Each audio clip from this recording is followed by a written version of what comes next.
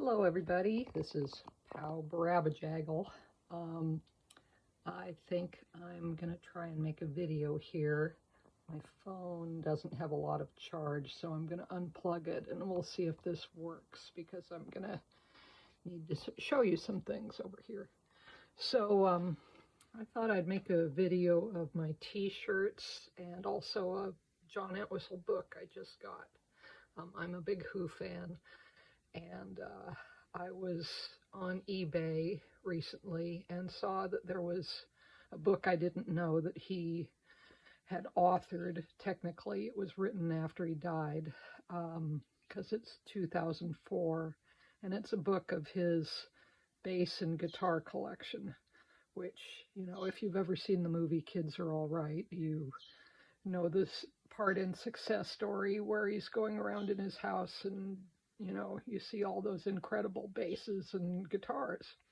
So it's really cool that there is such a book, and they kind of pieced together notes he had around the house related to with some of the instruments. So there's kind of these pithy comments all through it. But right now I'm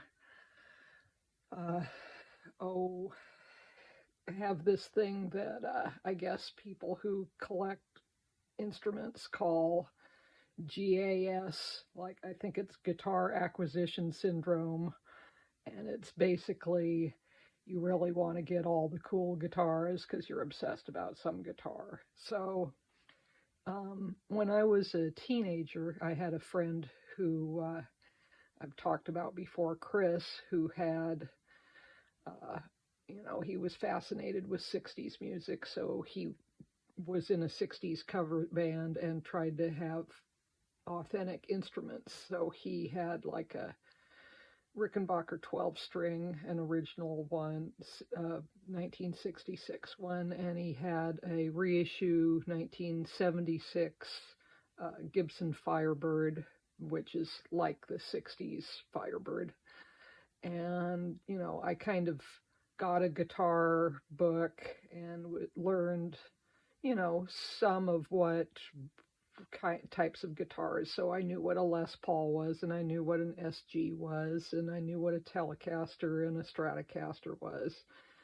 And over the years, I've, you know, kind of had some instruments and gotten rid of them and never become a good player, but always I come back to it and start trying again. And so I got rid of my Sears Stratocaster a long time ago, and about a decade ago I got an SG, which was like a big thing for me because I had wanted an SG. But now I'm kind of to the point where I want to get a bass again because I had a Rickenbacker bass and sold it once, and that's like, now that's several $1,000s. No way am I ever going to get a Rickenbacker bass. But you know, I'm kind of learning about things. This is kind of the era of super affordable guitars right now. There's lots of things that are knockoffs of the classic guitars, and they're actually pretty playable and good. I'm watching lots of YouTube videos on, you know, what's a good one, what's a bad one, and learning different things I'm interested in. And, you know, about every few days I'm interested in a new thing or something. So I've started narrowing down what I want to buy, and I'm probably gonna buy like 2 or 3 things this year, and that'll hopefully be what I want to get. But, you know, every day I'm kind of changing my mind about what I'd like to get. So it was pretty cool to find this Entwistle book because it's, you know, his collection. So I get to see a whole bunch of historic guitars, which are the kind of things I'm more interested in. I'm not really into something that's like a metal shredder guitar that's purple or whatever. I want to get something that's more like something the Stones had or the Who had, or, you know, somebody in the 70s or something like that. So, and there's things I like, there's things I don't like. Some things John Entwistle likes I think are butt ugly. They probably sound incredible and they're incredibly loud and great or whatever at the time, but, you know, it's like an alembic Come on. I mean, I don't know. The one thing I've learned is my opinions change rapidly. So, so I wanted to show you this book a little, and then I want to show you my t-shirts. Okay, here I come. I'm going to unplug the phone. We'll see how far we get. Thanks for watching. I'm really not that sure I'm going to make that many videos, but it's kind of fun.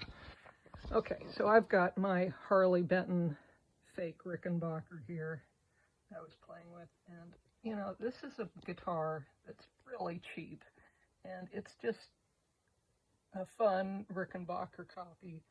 Sounds great, at least as far as I can tell. It has that great 12-string sound. I'm sorry, I can't really do this as well with my phone, but the book is right here. I got it for $45 on eBay. With a dust cover, I know it's more of like $100 book, so this was a deal. So as you can see, it doesn't have a dust cover, but it starts off. Here's the oldest guitar he had, a 1950s Fender Broadcaster, which looks like, you know, the early version of a Telecaster. And here's a bass that's like the early type of precision bass. I really like the way this pick guard is up around here, more like a Telecaster style than a typical Fender. And then here's more like the classic Fender P basses, which, you know, is such a standard rock and roll bass, but I always thought they looked kind of boring. So I tend to like the Thunderbirds and the Rickenbackers, the really kind of unusual looking basses. Like here's a Rickenbacker 8-string. Let's see. There we go. That's really unique, but that's basically the shape my 4001 used to be, but it was a black and white jet glow. That's what the black ones were called. Then here's all the Rickenbackers on this page that he had in his collection. Not all basses, lots of them are guitars.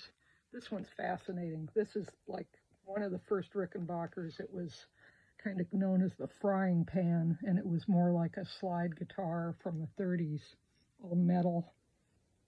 And then, you know, of course, with the Beatles, pretty much everything the Beatles touched as far as gear in the 60s became that thing everybody wanted to get. So Gretsch's and Rickenbackers and the Hofner violin bass, and, you know, those all became the go-to thing for bands.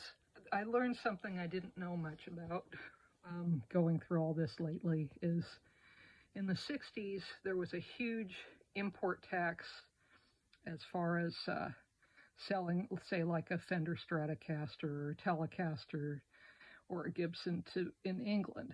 So the kids, basically, that was an incredibly expensive guitar. So the British guitars that first were affordable, which were like Stratocaster type knockoffs. A big one was a company called Burns of London, and they're basically like a Stratocaster with a really funky upper pick guard that really made it look like it had horns on it, and then it had this headstock that looked like, you know, a violin type scroll. Very strange looking, but they were really associated with the Shadows, Cliff Richard and the Shadows, and a lot of that kind of Telstar, Apache, Joe Meek sort of stuff was done on those Burns guitars. And they reissued them a few years ago, and they're fairly cheap if you find a newer one, but as far as if it's, you know, like an older one, they're pretty expensive. But I'm kind of really tempted to get a Burns guitar instead of like a, you know, Stratocaster, which to me is just, I'm sure it's a fantastic guitar, but I want to have something a little weird and a little, you know, vintagey, unusual. So that's one thing I learned about in the past few days. Okay, what else can I show you? I've been looking up all stuff about Gretches, so I've been looking at the Gretches in here. Your classic orange Gretsch, like Pete Townsend, of course, was given a big orange Gretsch that most of Who's Next was recorded with. Supposedly a really loud guitar, and he used it in the studio a lot. One he didn't smash up. And, there's lots of little things in here that John wrote as far as... So here's one thing. Dan Electro is a company from the 60s. They used to make Silvertone guitars that were sold by Sears and Airline guitars that were sold by Montgomery Wards. So they're kind of the cheapo garage rock sort of guitars. But then there was a Dan Electro that Jimmy Page played famously on lots of Led Zeppelin stuff, including Kashmir. So Dan Electro folded as a company in like 1969 and then has come back since 1997. So there's all these Dan Electro guitars that are available now, and they're really cool. They're strange looking because they're, made with masonite or whatever, and they're actually good quality though. And I'm a big fan of NRBQ, and NRBQ's bass player Joey Spampinato plays a Dan Electro shorthorn bass. So I was thinking that, because I'd like to get a bass as well as a couple of guitars right now. So I've been kind of looking at different basses and was really interested in Dan Electros. And the thing that you'd read over and over was that, well, Carol Kay, sorry about that, Carol Kay of the Wrecking Crew, who played bass on Good Vibrations and, of course, all the Wrecking Crew stuff. Her bass was a Dan Electro a lot of the times. Later she switched to, I believe, like an Ibanez. I think that's... And she really was into the short scale basses, lighter basses. That's something I'm kind of wanted to pursue. And that's one of the things about the Dan Electro. It's chambered and it's light. And because, boy, if you wear one of those 10-pound Thunderbirds, you start throwing out your shoulder and stuff. It's not really something you can stand up and wear without wearing your body down. And I'm kind of into something that's not going to like destroy my shoulder, because nearly all these bass players have shoulder problems now. But that was the thing when I had my Rickenbacker, was it was so cool. It was this big, heavy, instrument. And I've recently learned all about Music Man basses, which I did not know anything about till, the past month. And Leo Fender left Fender, and then he signed a 10-year do not compete contract.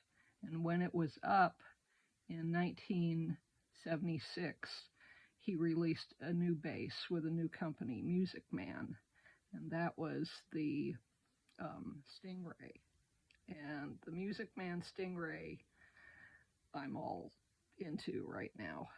I found out that it was pretty much, like the funk and prog bass of the late 70s and through the 80s. So it's what Tony Levin played, and lots of people, Gail Ann Dorsey, David Bowie, and I was at a used guitar shop and happened to be looking through everything and saw this Music Man bass and picked it up and went, this is just cool. And that's the kind of thing I'm looking to find out. You read about stuff, but then you go see one and you just get that kind of impression that, okay, this is what I actually like. Just you can feel the hardware and the way it looks and, the weight of it and the design. So And that's where I saw the Burns guitar too. That day I found the Music Man. So now I'm kind of looking around at these different things. Okay, so I've gone on and on about that. But that's what's been on my mind rather than vinyl. Sorry. I'm going to get something. I'm going to blow my hard-earned money this year on a couple of guitars. But I also thought you might want to see, I'm going to a few concerts, but I don't want to do a concert review yet. I've seen 2 out of the 3 I'm going to. Thought you might want to see my t-shirt collection from various concerts and what have you. And it's really random, but I've got just a lot of t-shirts, and I really don't wear rock shirts as much as I used to. But let's go through some of this, and you can see what some of my favorite bands are. I think I can turn this around. Let's see, how does this work? Guess I can't while I'm filming, huh? Okay, let's try and look at this. So here's a Kink shirt. This was not from a show, this was from a record store. So it's something else. Got that? It'll work. Cover something else. Here's my Monkeys Head album shirt. Can you see that? There. I think that's better. Yeah, is it all reversed? I don't think it's reversed when you see it. There. Yeah, it's just like the cover of Head. And this is a J.D. McPherson shirt. Bad luck. Let me turn it around. J.D. McPherson Band. This is my lucky penny. You pay. Pretty cool. There's a Billy Bragg shirt. When did I get that? I got that a good while ago. This back is cool. It says, no pop, no style, strictly roots. I think that was probably around the time of Mermaid Avenue or England, Half England, or one of those albums. Okay, here's my Ian Dury shirt with lyrics from Hit Me With Your Rhythm Stick. Oh, that way. And this is my Slit shirt. This is when I saw the Slits while Ari Up was still alive. So that's my Slit shirt. This is a ZZ Top shirt. I saw that show in New Hampshire, I think in 2019. There we go. Yep. With Cheap Trick opening.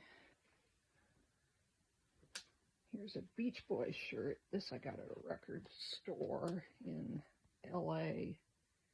The Brother Records label. Whoops. Okay, let's do that. There we go. Beach Boys. This is a joke shirt. This is a band called Hate Beak. So that's a parrot. Oops. I have parrots. So this is like a joke heavy metal band that has a parrot for the lead singer, and they slow down his voice so he sounds really demonic, and then they play speed metal over it. It says Avian Supremacy on it. Avian, that is, not Aryan. Avian. Okay. I have parrots. This is a Howard Tate shirt. I went through this period where I was collecting a bunch of soul records, and I got one of Howard Tate's more recent records after he passed away, and I think his wife sent me that shirt when I was ordering albums from her. This is Gas Huffer, local Seattle band, punk rock. Here's a Soul Asylum shirt. When I saw them in Phoenix, Arizona, I think, or Tucson. I think it was in Tucson. Probably like 2011 or 2009 or something. This is a Spark shirt, but I don't know if this is actually an authentic Spark shirt or what it is. It may be like the LA Sparks or sports team or something. I don't know. Maybe it's a real Spark shirt. Can't remember where I found it. I think I got it online. That's what happened. So yeah, might not be a real Spark shirt, but it's good enough for me. There's a Young Fresh Fellows shirt. Folgered. No doubt that's probably Tad Hutchison artwork, their drummer. He's a really interesting artist. Oh, and there's this great thing on the back that Scott McCoy wrote that's just this long psychedelic story. It's all fading out, though. Here's a special shirt when I saw them on a recent tour. There it is. 40th Anniversary Tour 2019.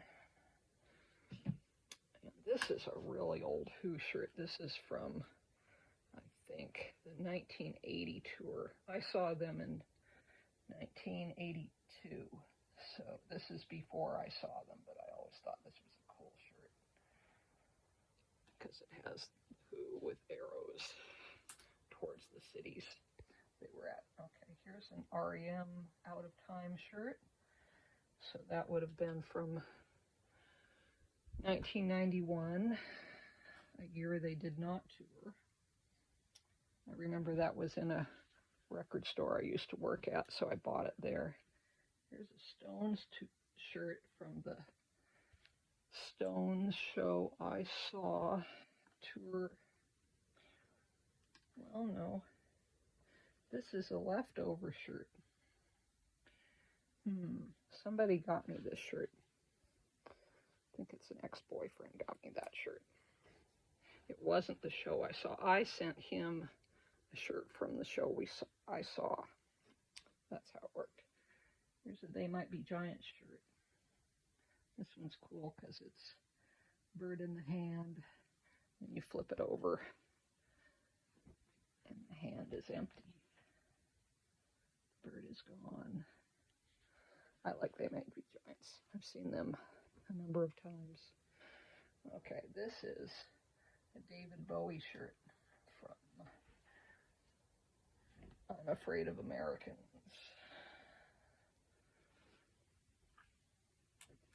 This is a Kraftwerk shirt that I got online. Computer Love.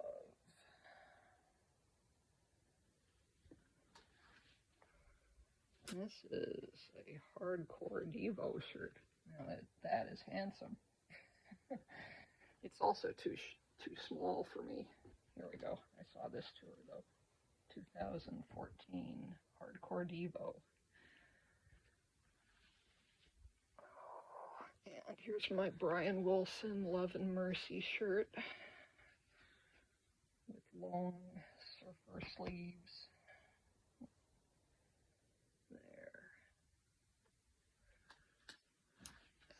And here's a Tube shirt. So I had this signed by Fee Waybill, and unfortunately I wore it, so it's kind of faded out. But his signature is on there. I think he even dated it. But it's kind of cool because it looks like a FedEx package. It says ready for immediate wearing. Tubes World Tour, tubes.com. Okay, I love this Who shirt. Very pop art. Who hits 50? And then I've got a Darkness shirt. This one I found online. Older, early Darkness shirt. The Darkness have the best shirts. They're hilarious. I don't have as many. I'm actually missing my favorite Darkness shirt in here. It's probably in the laundry. Here's an old Jay Giles shirt I got with the Sanctuary logo. Ain't nothing but a house party. Here's my favorite Peter Wolf shirt, where it has a record player, an old-fashioned record player playing a single. And of course, the single says Peter Wolf on it. And here is my Magic Dick shirt. Speaking of Jay Giles Band, Lord of the Lickin' Stick. Oh, it's kind of, sorry. I have to try and make it so you can see it. There we go. Magic Dick, harmonica. So I used to run merchandise for a local band, the Squirrels, and I have way too many squirrel shirts, so I just pulled out like my two favorites. This one.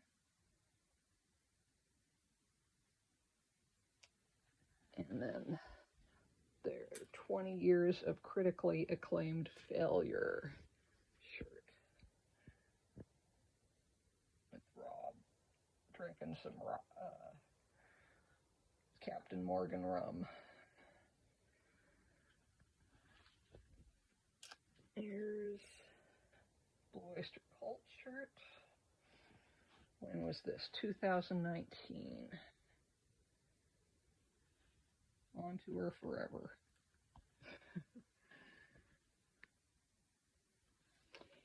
And the Spark shirt. This is from the Balls album.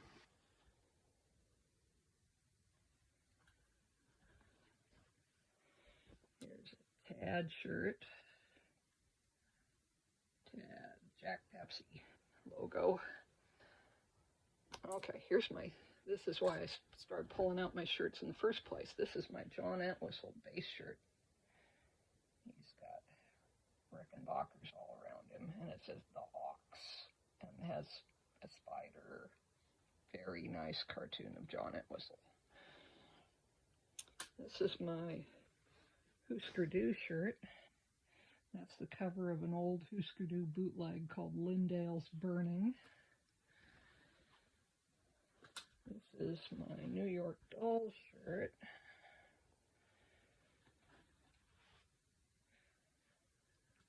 And another Spark shirt, Male and Male. That's not official merchandise. This is my Prairie Prince of the Tubes' birthday party shirt.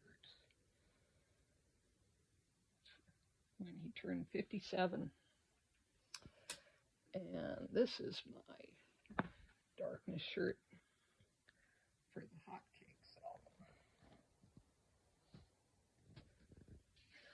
So, there you go. That's a collection. You know, I have even more, but I really try not to wear rock shirts all the time. At work, I have to wear a uniform anyway, so it's not like I have a lot of time to. But hope you enjoyed that, and have a good day.